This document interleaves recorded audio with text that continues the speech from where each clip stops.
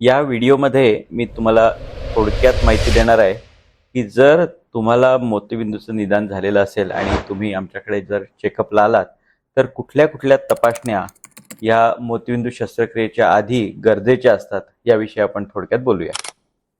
काही रुग्णांना आम्हाला ऑपरेशनच्या आधी सुद्धा थोडासा कोरडेपणा आहे असं जाणवतं, अशा वेळी ड्राय आयच्या टेस्ट करून घेतो।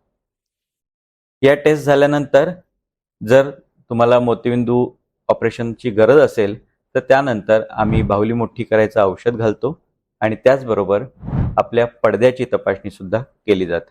या पडद्याच्या तपासणीमध्ये मुख्यतः 2 प्रकारच्या टेस्ट होतात। यातली पहिली टेस्ट असते ती म्हणजे फंडस फोटो, म्हणजे आम्ही पडद्याची पूर्ण चेकअप करून घेतो।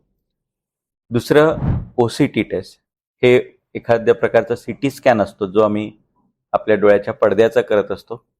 या दोन्ही टेस्टमध्ये तुमच्या पडद्यामध्ये कुठले जर दोष असतील, अगदी बारीक दोष जरी असतील जे आपल्याला आपल्या साध्या डोळ्यांनी दिसू शकत नाहीत, असे दोष सुद्धा या पडद्याच्या तपासणीमध्ये आपल्याला कळून येतात। या सर्व तपासण्यांचा मुख्य जो उपयोग असतो तो म्हणजे पुढची आपली जी निर्णय प्रक्रिया आहे ती करण्याबाबत। या निर्णय प्रक्रियेमध्ये मुख्यत्वे काय काय गोष्टी असतात। सगळ्यात महत्त्वाचं आम्ही हे पाहतो की तुम्हाला दृष्टी येण्याची शक्यता कशी आहे।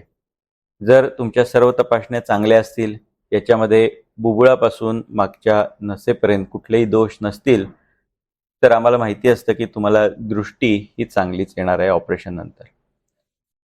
तपासणीच्या दरम्यान जर आम्हाला काही विशिष्ट दोष आढळले, जसं पडद्यामध्ये काही दोष आहेत किंवा नसेमध्ये काही दोष आहेत, तर या दृष्टीनं आपल्याला 2 गोष्टी कराव्या लागतात। एक, ह्याच्यासाठी आपल्याला काही ट्रीटमेंटची गरज आहे का हे पाहावं लागतं।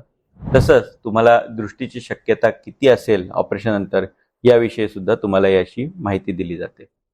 त्याचप्रमाणे आपण लेन्स कुठली निवडायची हे सुद्धा या सर्व तपासण्यांवरच अवलंबून असतं।